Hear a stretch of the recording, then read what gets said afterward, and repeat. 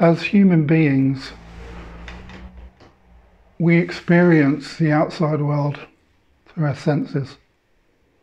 We see, we hear, we taste, we touch, we feel, and there is the senses of sensation, intuition, the other languages of the body, sixth sense.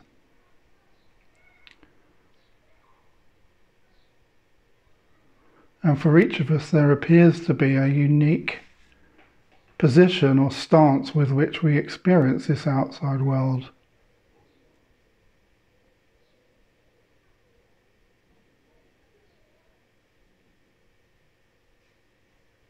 As our lives progress, we find the objects of the outside world are changed, rearranged, or perhaps we're the agent of change and rearrangement. Relationships, places, roles, faces.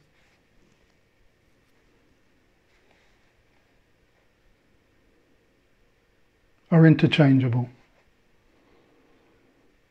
When we were young, we liked things that we might still like or no longer like. When we were a little older, we didn't like things that maybe we now love. But the way in which we individually experience the outside world governs our sense of meaning and purpose, a preference, a desire, and essentially enables us to make sense of our inner world.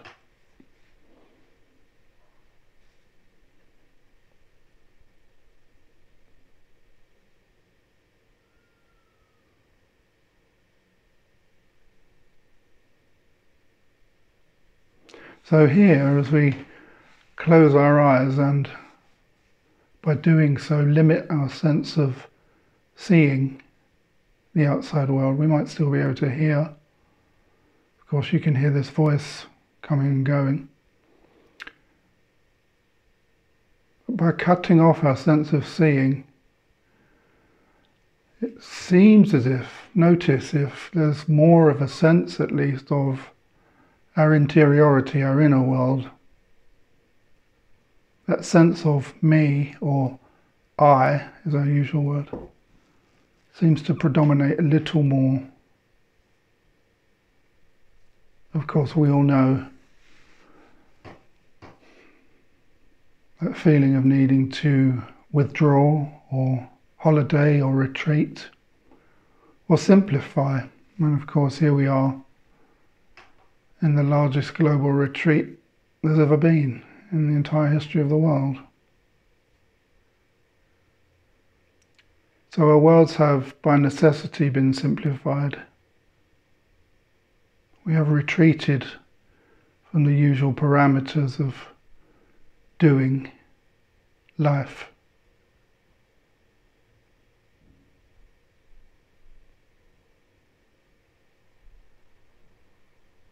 For some of us, this has been great. For others, it's very difficult in a modern world of consuming, accumulating, and succeeding. Experiences of limiting, restricting, and simplifying can be very challenging. And here we are, limiting even the objects that we can see.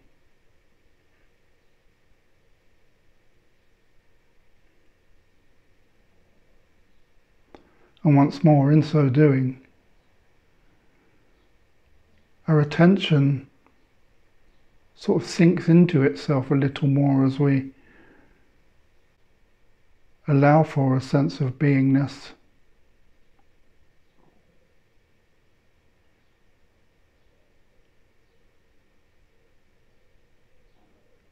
We rest, we relax. And actually, if we leave ideas of meditation, ideas of what's going to happen later, what's going to be said next, let's leave all of our expectations on this experience at the door. Let's set those aside. Let's reduce this experience right down to its essential ingredients. With our eyes closed, let's notice the sensation. So let's look at the body, the sensation of the stomach as it rises and falls,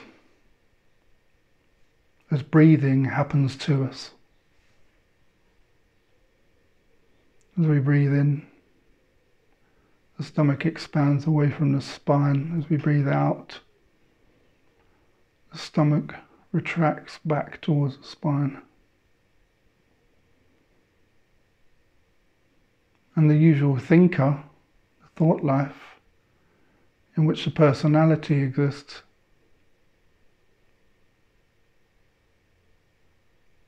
isn't the agent of the breathing function.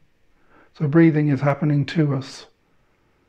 We don't spend 24 hours a day, 7 days a week, concentrating on perfecting breathing. Breathing is happening to us.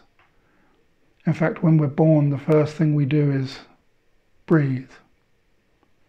We might have our bottom smacked and we begin breathing in the external world. And in fact, the last thing we do as the body and the mind complete this cycle is we breathe. In fact, the last breath is an inward breath. And after that which we call I has left the body, the body then takes its last breath outwardly as we are gone from that experience. Yet between those two breaths, the first and the last, every day and every night, without our individual will, without the sense of being the doer of a story called me, alive,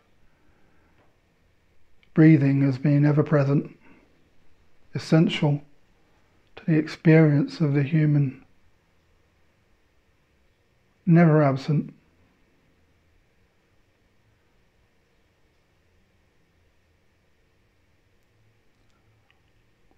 So notice now this gracefully given gift of the breathing function, how it anchors us in the present. Life is in fact happening to us.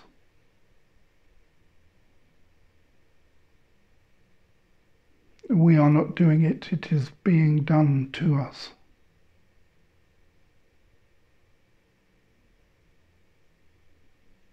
And the sensation of breathing anchors us in the body, around the heart center.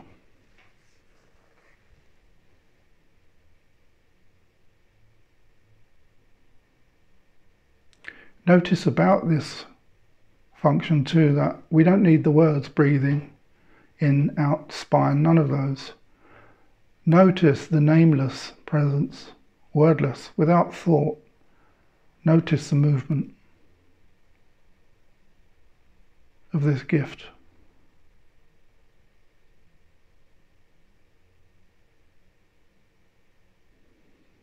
Be with that.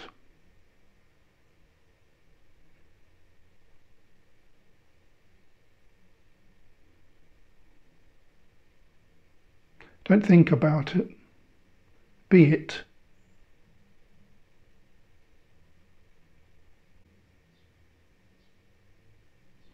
Now turn your attention to the sensation of your feet on the floor. So we're staying with the body. There's something about the ground of the human being, a connectivity to the earth.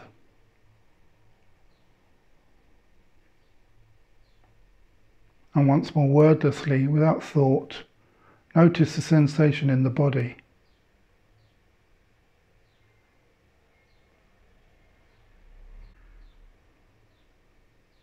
With our attention remaining focused on this sensation, couple it together, join it with the sensation of the breathing function. So we're kind of joining the sensations of the bottom half of our body.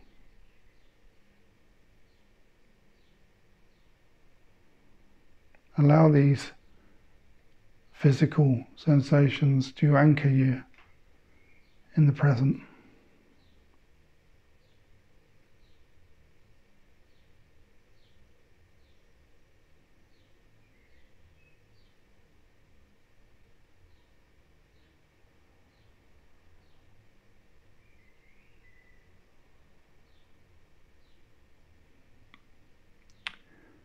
Now take your left hand and gently close, make a fist, it doesn't have to be tight, make a fist.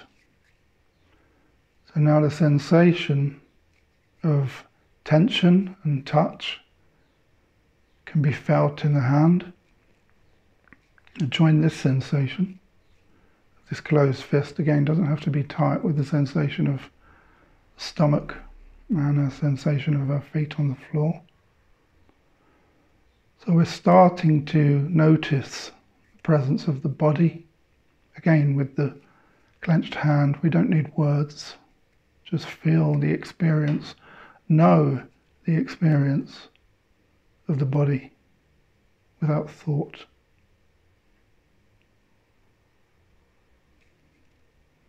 And you can relax that hand if you choose.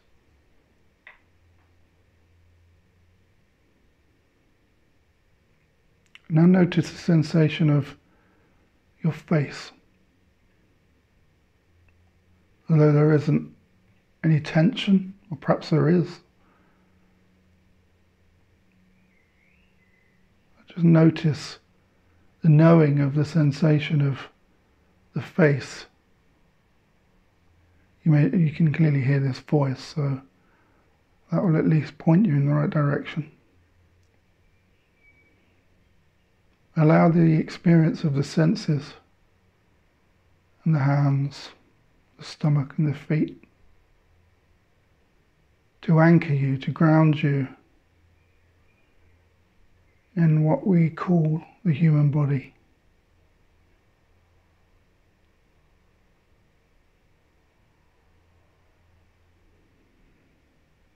And use the breathing, the heart shape at the center of simply being.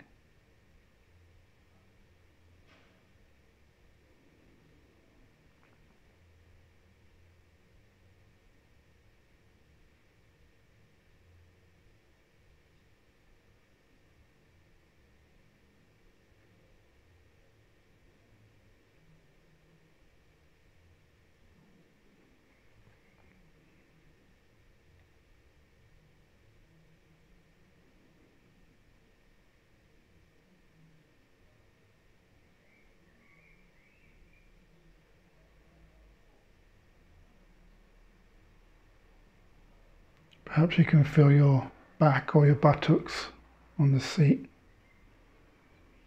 Add these to the sensation of the body. Notice what is ever present and almost constantly overlooked while we're busy thinking and feeling our way through life.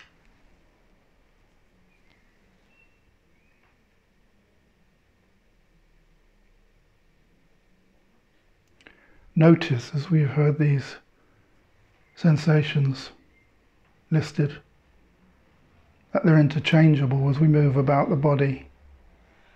Our attention shifts from one to the other, Try now to allow for the knowing of the sensation of the whole body. Use again once more the breathing function to ground yourself in the center of the experience of being.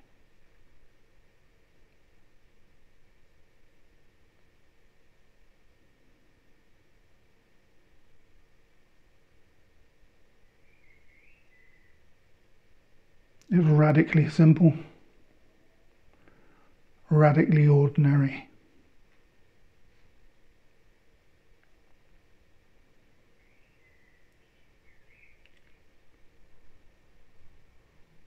So notice that we've not tried to go anywhere. We've not tried to perfect a practice. We've simply located our attention on sensations in the body and realized that being present is the only experience known.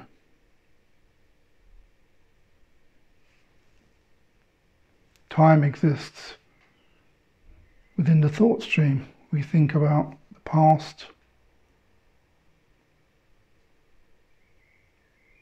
We might try and escape a difficult past or create a better future based on a difficult past. We might try to reinvent a magnificent past. Or we may mentally process the moment. Well, this attachment to time exists entirely in the thought stream.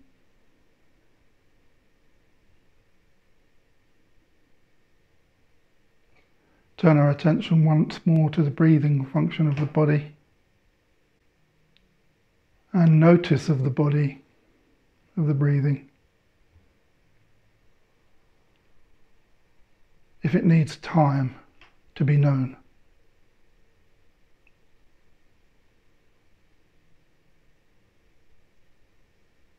Is it changed by the movement of attention to other parts of the body or by the words you're hearing?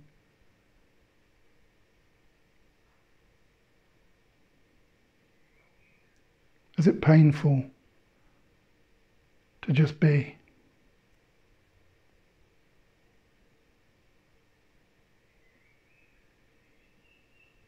And in fact, try this.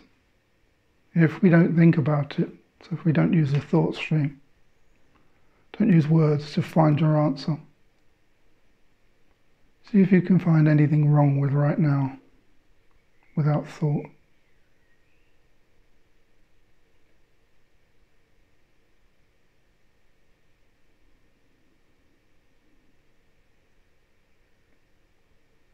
Without thought, is anything missing? Without referring to memory and words and language.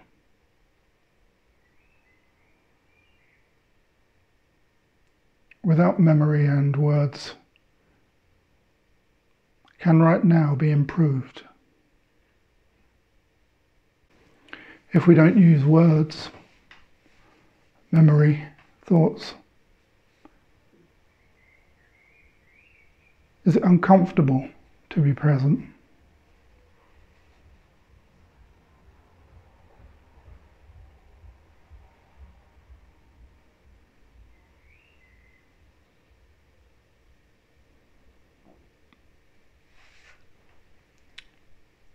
If we don't use memory and words, thoughts,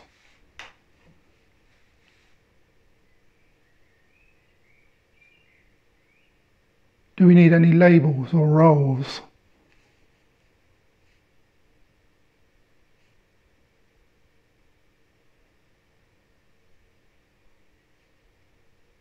In fact, without memory, words or thought, can we find what we usually call me? Try and find yourself without words. See what you find.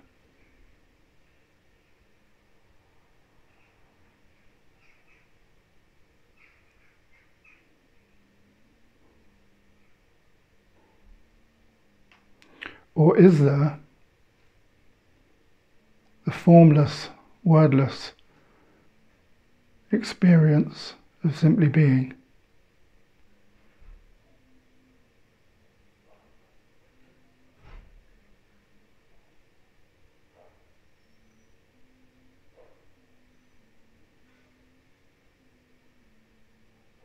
Our usual word for this experience is I.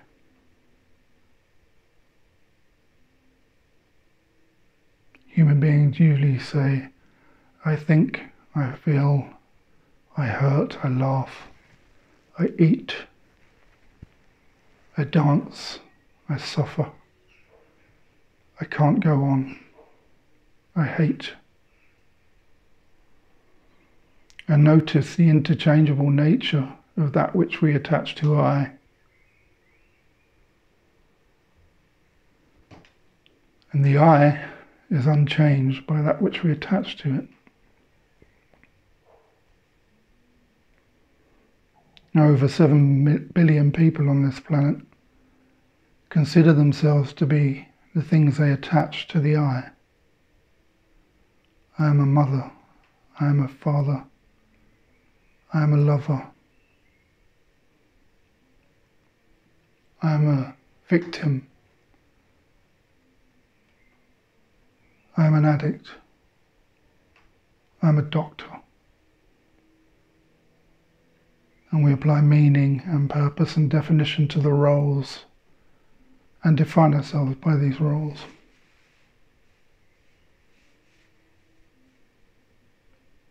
And in so doing, move away from the human being and identify as the human doing.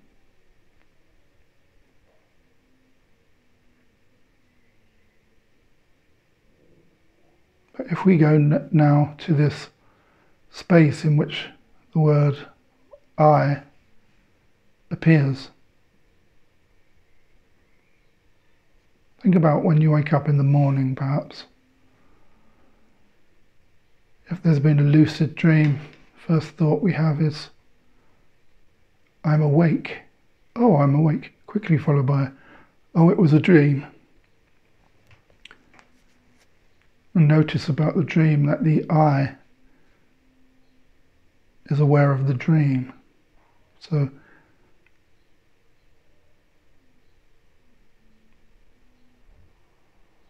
we start to become conscious, and if we lucid dream,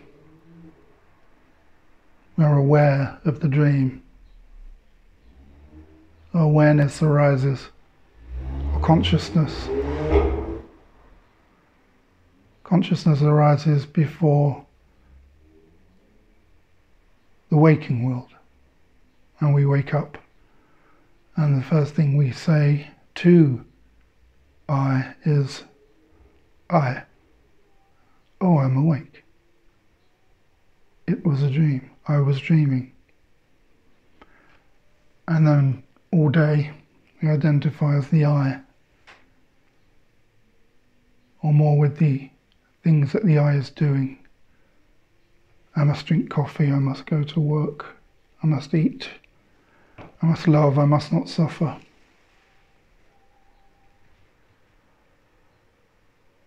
I must succeed, I must not fail. I must do better. I must do what I did yesterday because that was great. And all of the activities of a human being, every desire we carry is to know and achieve, bring about the experience of one thing.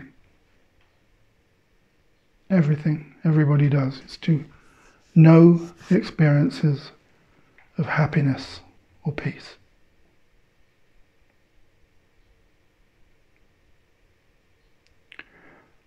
So now notice the sense of being without the use of words, thoughts, memories. What's wrong with right now?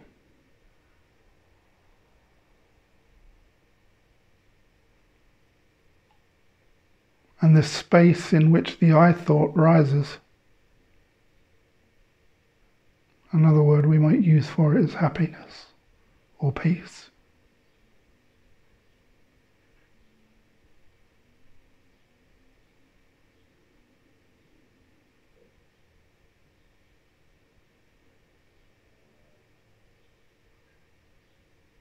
So the activities of the personality, the self, seek to bring about the very same experience that precedes the seeking for the experience.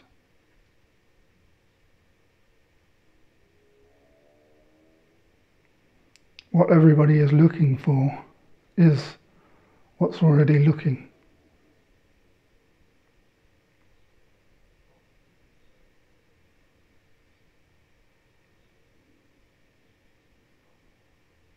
But taking ourselves to be a thinking, feeling, sensing and perceiving, time-bound, separate person, we seek happiness by the way in which we relate to external objects. So we seek to bring about fluid states internally by managing, modulating, inviting and rejecting external objects. And all of this activity overlooks the very same thing it seeks to secure.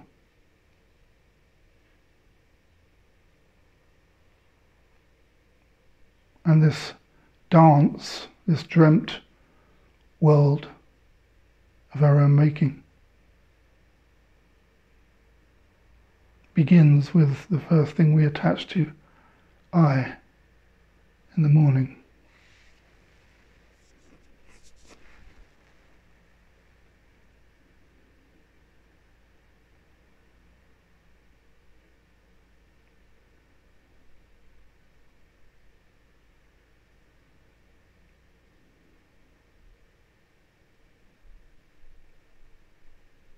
This space in which the I thought rises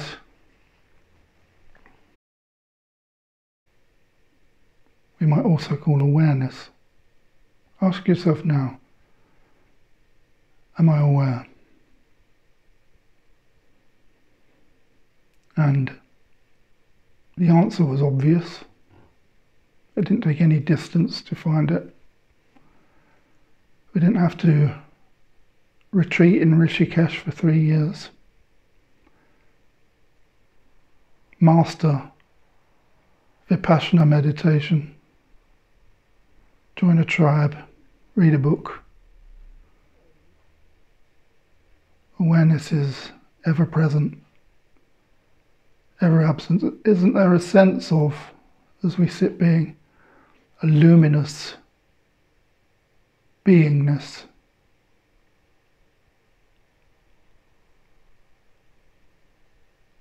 At the background of experience, prior to all thought, feeling and sensation, is the space in which those things rise and fall.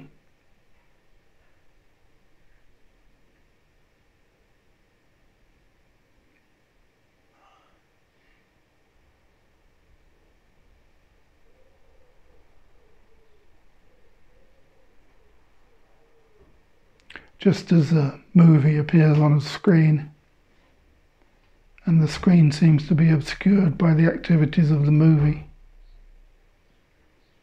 so life, with a small l, appears on the screen of awareness, or the space in which the I thought arises, and seems to obscure or veil this luminous, energetic, formless sense of being me.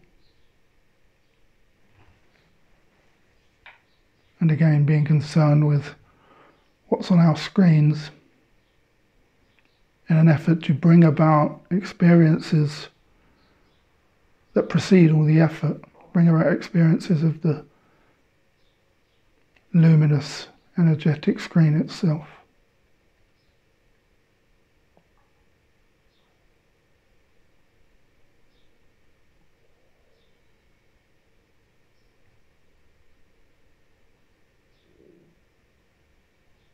So here the invitation is to notice at first a separation between the being and the identification with the thought stream and its concerns of doing.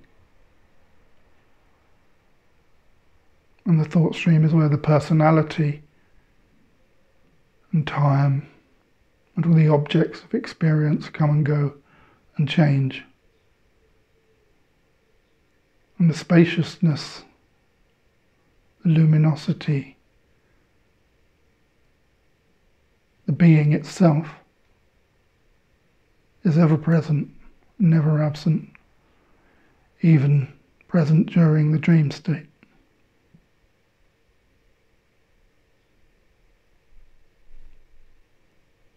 So the invitation is to notice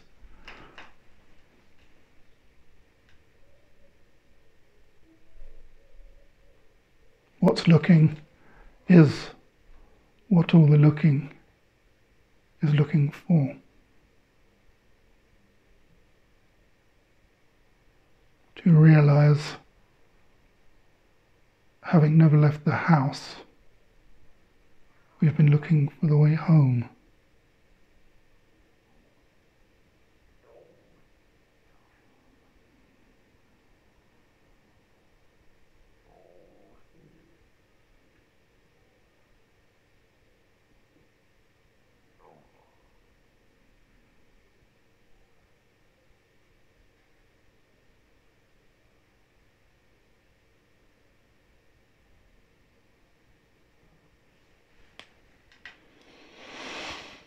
So, if you'd like to engage once more with the notion of breathing, start to ground ourselves back in the body again. Noticing the movement of the stomach, engage with that. And now we can say, I is. The I definitely is, I think we can all agree. And now the I is turning its attention, pointing to breathing. I am breathing.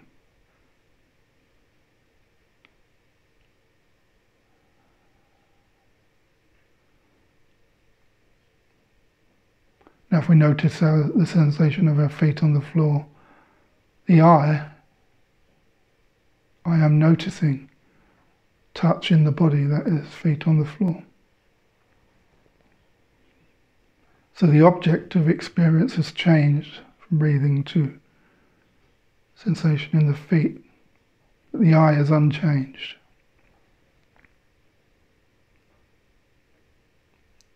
And if we begin to invest in this direct movement to the I space, we become less consumed by all the doing. Our starting point becomes being, and we remain faithful and resolute. Our foundation, our starting point for each and every momentary experience is peace and wholeness.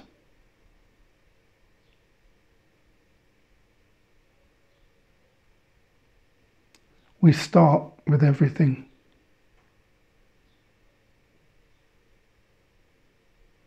And whatever arises, we love that.